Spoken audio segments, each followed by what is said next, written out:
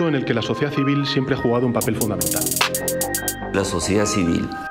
Zivilgesellschaft. Civil society. The Grassroots View, an EESC podcast. In this edition of the Grassroots View, we're considering gender equality. Women make up slightly more than half the population of Europe, and there's no doubt that in the years since the Union was founded, their position in society relative to men has been transformed. But what are the challenges that remain? And in particular, what role can gender equality play in maintaining Europe's economic recovery? My guests today are Chiara Corazza, who sits on the G7's Gender Equality Advisory Council and is private sector representative for France within the G20 EMPOWER Alliance, and Maria Nikolopoulou, a member of the European Economic and Social Committee and president of the Ad Hoc Group on Equality.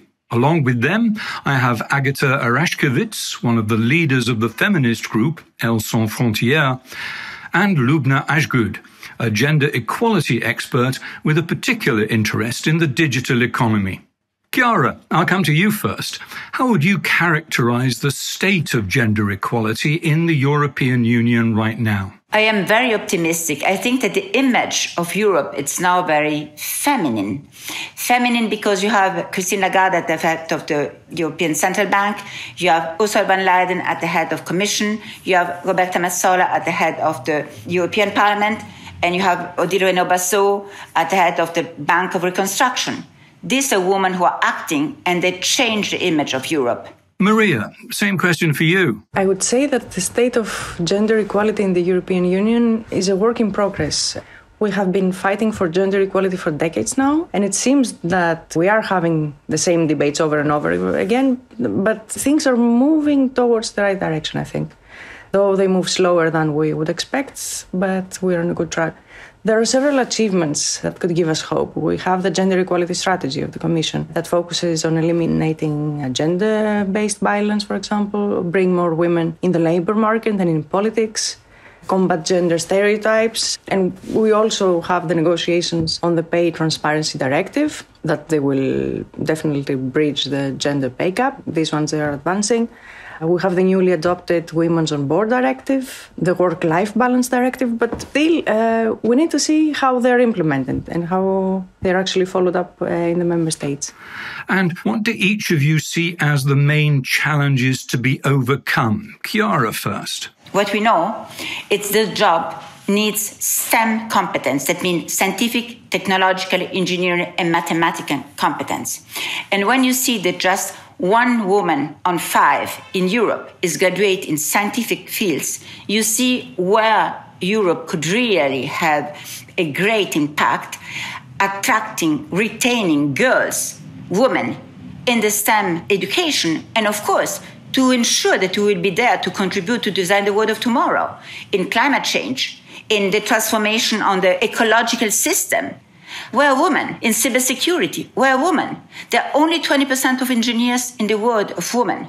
There are only 11% of women in cybersecurity. How can we imagine that we, in this multi-crisis, we don't have more women where we can bring a positive contribution to the society? And the second, it's linked, is the access to capital. If we don't have the same access to capital than men in Europe, the economy will not be sustainable. The growth will not be as durable as we should, because there are 45% of the wealth in Europe in the hand of women. But women don't have access to public procurement, only 1%. This is something that at the European level could be done. Leverage public procurement as a tool to give the possibility to women to have access of capital. Very simple things. It has been done in Italy. It should be done in other countries. Maria Nikolopoulou, what's your view on this? We have to rely on voluntary actions and the goodwill of people. And unfortunately, it's still difficult to convince men in power positions that we need to leave some spaces for women to be able to thrive. It's a little bit like funds raising for charity. Everybody is in favor of it. That the moment you need to actually collaborate, you have resistance. So, of course, different problems have different solutions, no?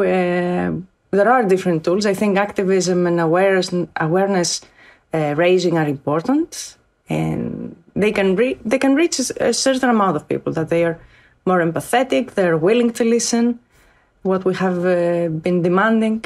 And this is why I think it's important to hold debates, to hold events, to hold demonstrations and other public actions. And at a time when Europe is focused on economic recovery, how important are women in the workforce? For me, definitely it is an enabler, and this is why we have to avoid pinkwashing. We know that access to resources and rights and power are still unequally distributed between women and men.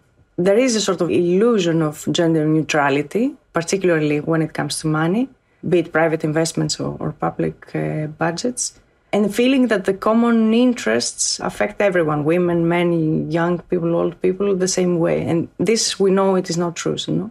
We have studies from the AGA, for example, that they show that is the correlation between gender equality and economic development, and that benefits the society as a whole. So the more gender balanced the society is, the more just, the more resilient, and the more prosperous it is. Chiara Corazza, looking forward, are you optimistic or pessimistic? Of course, it's not perfect. We should do much, much, much more.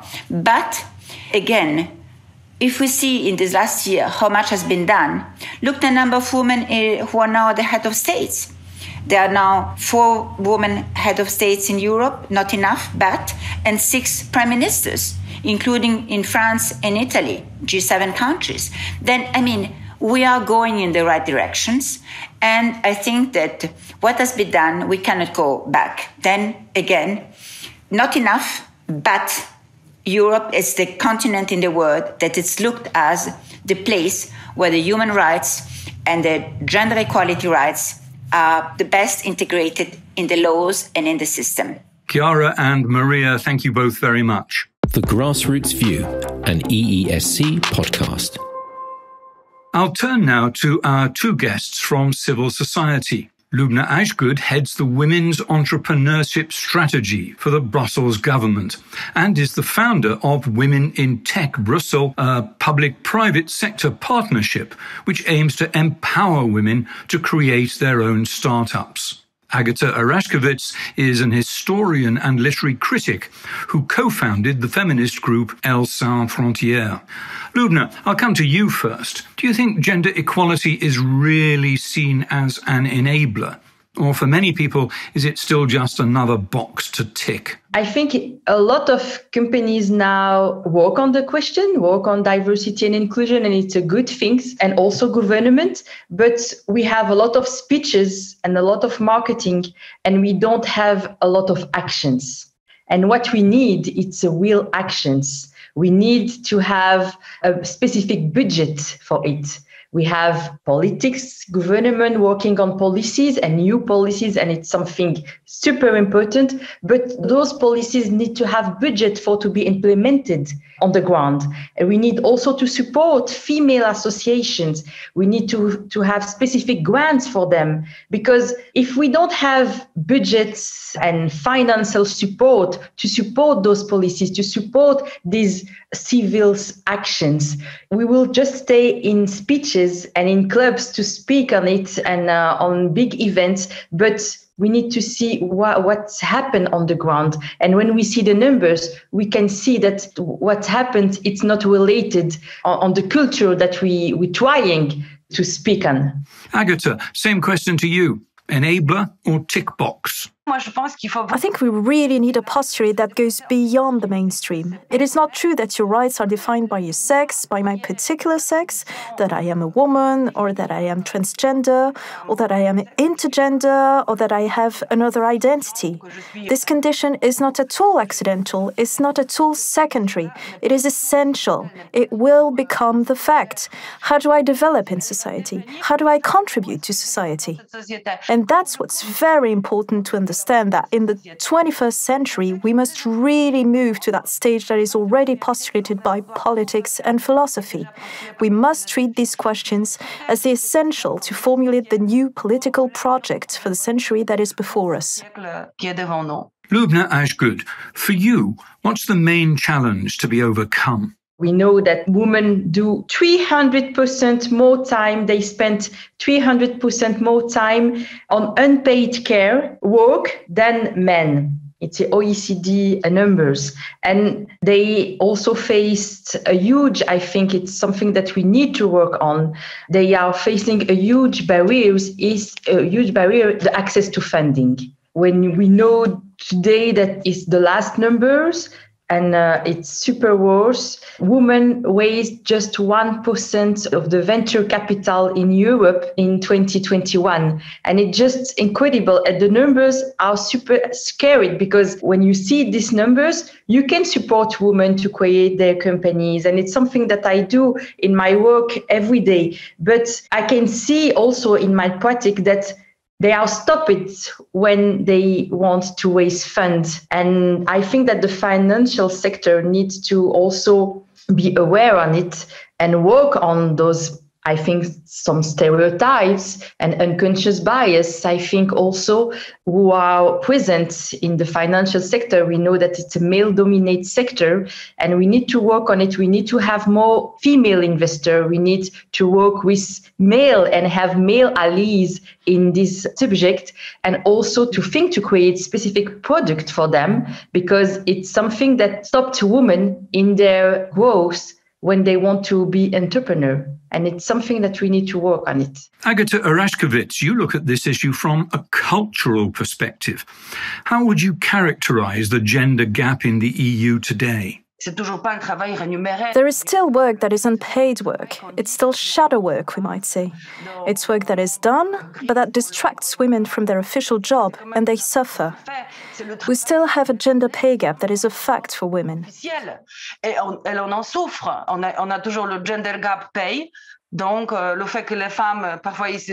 Sometimes there are movements on social media saying that women stop working in the middle of November or even earlier. So from that moment on until the end of the year, I am no longer paid. There are a lot of inequalities like this that are related to the economic world, but that are also in our everyday ways of thinking or reactions, our everyday ways of functioning that are still unresolved. And I'll give you the last word, Agata. How do you see these challenges being overcome? Il faut voir que l'Europe aujourd'hui est très contradictoire. You have to see that Europe today is very contradictory. There are some countries where it is very advanced and other countries where it is delayed. What we need is very sharp political awareness. We need to be aware that we are not going to build Europe for everyone if we abandon issues that affect absolutely everything. I mean the politics of intimacy, the politics of sexual rights, and the politics of reproductive rights. So the key opportunity is strong political support and a strong political consciousness based on the will to create postulates that truly represent the Europe of the 21st century. Thank you, Agata, and thanks to all my guests today. You can find all our podcasts on our website, EESC